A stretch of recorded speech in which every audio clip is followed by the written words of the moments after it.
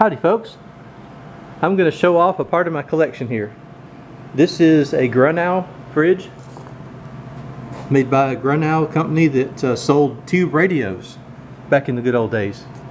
This is something I picked up in I believe kind of South Texas on a trip down that way, and it's very special, very special. Looks pretty conventional, you know. The door sits flush with the cabinet, which gives it a nice sleek look, but open the door up and everything in here looks pretty conventional. Got an evaporator and thermostat. This device is not conventional. And then of course we have a food safety thermometer back there. And I have the Grunow chiller tray, but I don't have the crisper drawer. So this down here at the bottom is access for the condenser, for cleaning the condenser. There is the receiver. Then if we go around to the back, this is where things get interesting.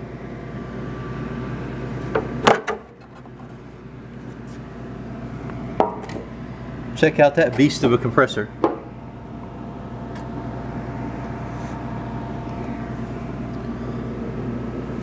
It is a semi-hermetic bolted dome, has a lead gasket in there, and it still has the original lead warranty seal clamped on it. If we look down here, we have A.O. Grunow Carene refrigeration unit type W. It says refrigerant Carene purified dichloromethane. And there's your electrical rating on it. Connector there. So what makes this unique is that Carene refrigerant. So dichloromethane, also known as methylene chloride, is used as a cleaning solvent in a paint related material. And if you pour it out into a cup at atmospheric pressure, it boils at about 100 degrees Fahrenheit. So this compressor operates as a vacuum pump, and the line coming from the evaporator is the intake for the vacuum the compressor is producing. It runs at about 26 inches mercury vacuum on the evaporator. So that dichloromethane is inside these channels on the evaporator, just like the Freon would be on any other fridge, and the compressor is drawing vacuum on this accumulator, and that's causing the dichloromethane to boil and produce cooling, just like with Freon. But instead of, you know, this running at 5 or 6 psi above atmospheric pressure, this is running at 25 inches mercury or so below atmospheric pressure. Very unusual design. This and GE with the type CA monitor top, they had a vacuum refrigerant, methylformate, but this is different. It's not methylformate. So I'm going to hook it up to the test box and kilowatt meter and see if she's going to run. Got the box hooked up. We're going to read current, and I'm going to turn it on, and we're going to see if this compressor is going to run.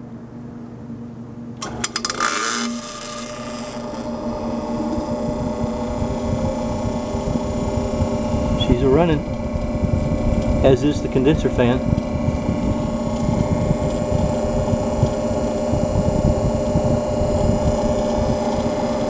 That startup sound made me think it's a rotary vane type of pump, and some oil or something pulled through the rotary vane part of it and made that buzzing noise. It hasn't been run in probably 2 years. I'm pulling 2.79 amps.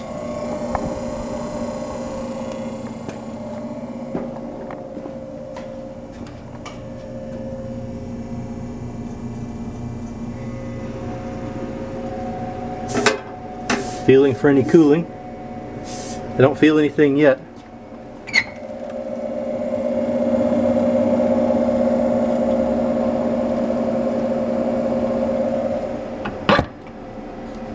Give it a little bit of time to stabilize. So while that's running, I'm going to show, this is the refrigerant that's used in this machine. There's the formula for it and what it is. Now you may notice the can has got some condensation on it. That's because I keep it in the refrigerator so it doesn't evaporate. But that's the refrigerant right there, that liquid. And you notice it didn't, you know, spew out. It's not a gas. It didn't have pressure. It's just a liquid in that can. The only way this can change into a gas and actually refrigerate is by being exposed to a very low pressure by the suction of the compressor. Now this is R152A in a duster can. For comparison, I'm going to put some of the liquid R152A into a container at atmospheric pressure. You can see that the liquid's building up in the tin there, or in the bin. But you see it boiling there? That's because this boiling point at atmospheric pressure is really, really low. Probably at least 15 below 0 Fahrenheit. And you see the humidity, the humidity from the air froze in it. It picked up moisture and froze it out of the air. So this is what we would call a Freon type refrigerant. It's not Freon brand, but it's essentially operates at similar pressures to Freons, the R12 and R134A and those kind of gases. And that's what you expect. Most people would expect refrigerant to be like. It's in a pressurized container. You can't pour it out in the open. You can't see it. It's got to stay contained. But the Grunow, it breaks all those rules.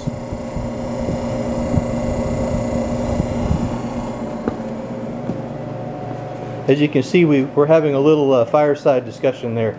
I've got some bugs going in here, and that citronella is kicking their tails.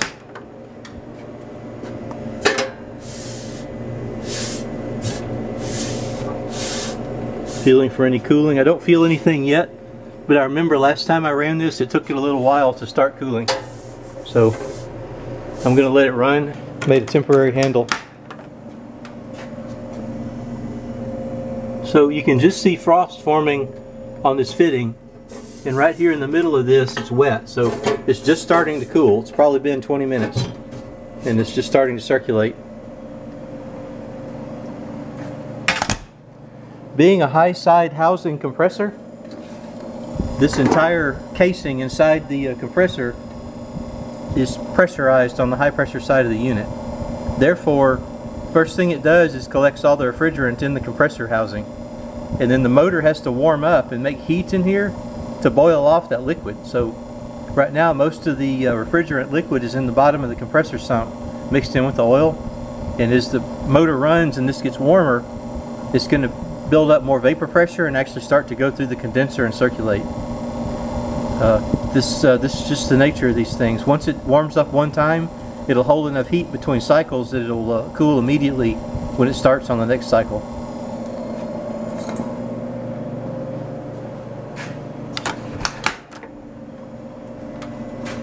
So you may be asking why?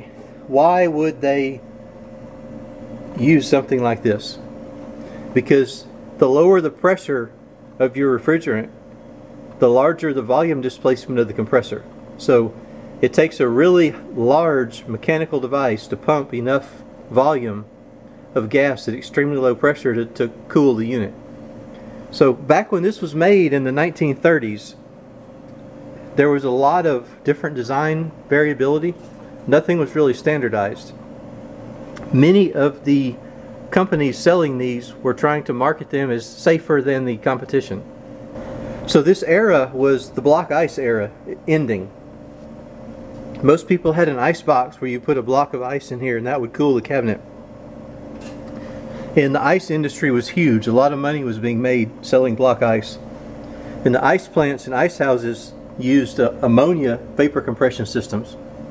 And they were dangerous. There were a lot of accidents and people were hurt there. So the block ice industry capitalized on that bad press, what had been bad press to them. They were telling people, do you really want a miniaturized piece of this industrial machinery in your house? I mean, look at the ice plant. It's got to be run by qualified engineers, and people still get hurt. It's so much safer. Just keep buying ice. Don't buy that new mechanical refrigeration system. So all of the makers of fridges were fighting against that sentiment. That industry saw the end of their livelihood, and they were trying to fight it, prolong it as long as they could. So they came up with all these safety concerns. The ammonia is at high pressure, is very poisonous. There was a lot of arguments they had stating how dangerous it was. So in order to sell these refrigerators, General Electric used sulfur dioxide refrigerant, which it's similar to Freon. It operates under pressure, but not a high pressure, maybe 75 to 100 pounds, 120 maybe. So not enough to be a real serious explosion hazard. So they were claiming that their refrigerant was unlikely to cause an explosion. And also sulfur dioxide is compatible with a wide variety of materials, virtually all metals. It can be contained within copper and brass and other steel tubing with no problem. Whereas ammonia, like the ice house uses, that can only be contained within certain alloys and nothing containing copper. So GE wanted to make a home refrigerator using this sulfur dioxide because it's low pressure and compatible with all materials. However, sulfur dioxide is a powerful irritant, and it's got a horrible smell.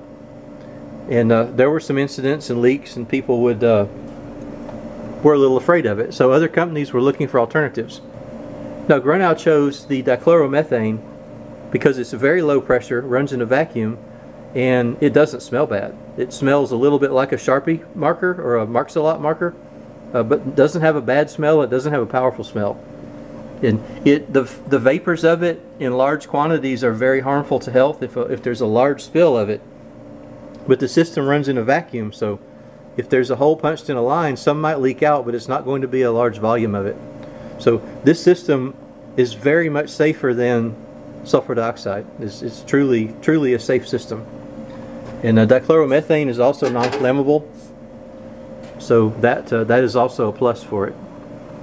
The downside, as I said, it takes a very large compressor to move enough volume of gas under a high vacuum to do the job. This is already getting ice cold. You can kind of see there. It's definitely circulating well now. I'll try to show some period advertisements for this system too, if I can locate the files on my computer. But man, this was back in the Wild West of refrigeration. There were a lot of differing designs and differing concepts people were using, all of them vying for market share. Frigidaire still had their belt drive units, and they were touting them as being tried and true technology and twice the cooling power of most of the sealed systems of the time, which is true.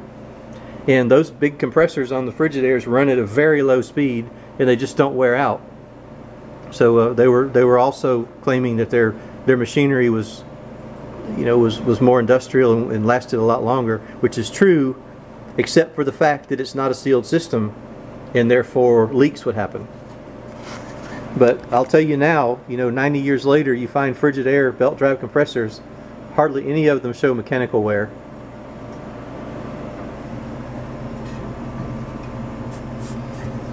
I don't have a thermometer to put in here because an unfortunate event happened to mine. Don't ask. So y'all are going to have to take my word for it that that's getting cold, but you can see the dew forming on it. I'm going to close the door and see if I can show frost in a few minutes.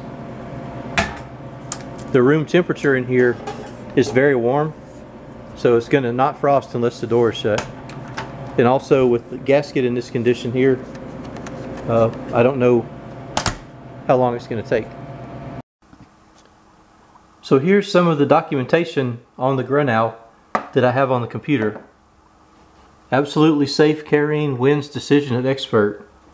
It says carine used by Grunow exclusively is a harmless liquid refrigerant, not a gas under high pressure. You can handle it like water, smell and taste to it, absolute safety. Now I wouldn't go so far as to say tasting it would be a good idea, because the fumes of it are very harmful in high concentration, but nothing you're going to get from a refrigerator problem. And you can read what they're saying there.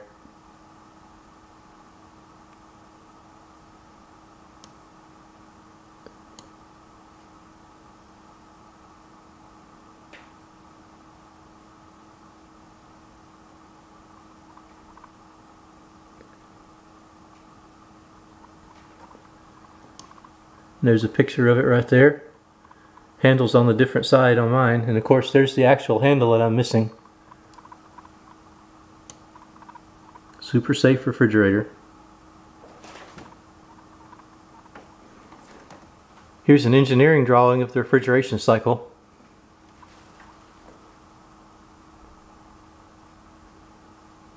Yeah, there's the rotary vane compressor that I thought that's what it sounded like. There's your stator winding.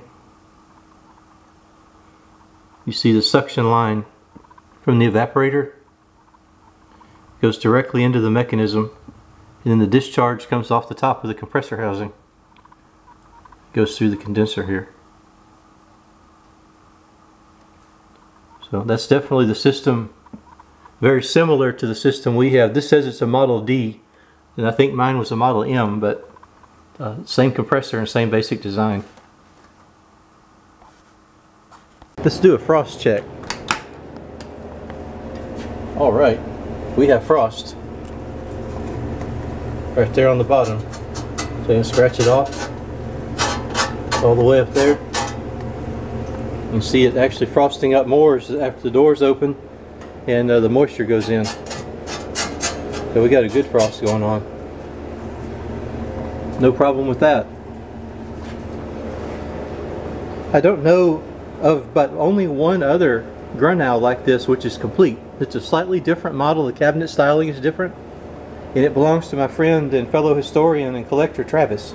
He has a Grunow. But all of the other ones that I've seen had no mechanical parts left in them.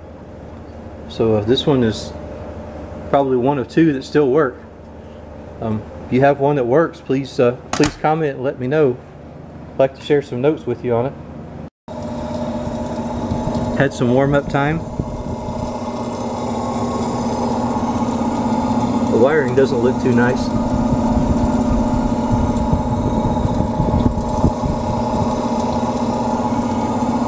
Don't look too close there, you can see the electricity going through.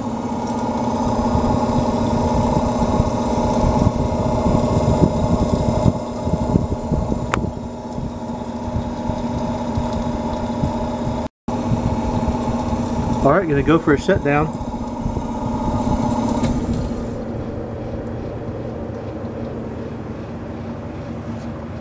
So that's going to be it on the Grunow video. Hope y'all have enjoyed watching this video as much as I've enjoyed making it. I love these antiques. They're fascinating to me, and collecting the stuff that is really rare and sometimes one-off is what I really enjoy. So thanks again for watching, and if you have any questions or know where there's another one of these in working condition, please comment. Take care.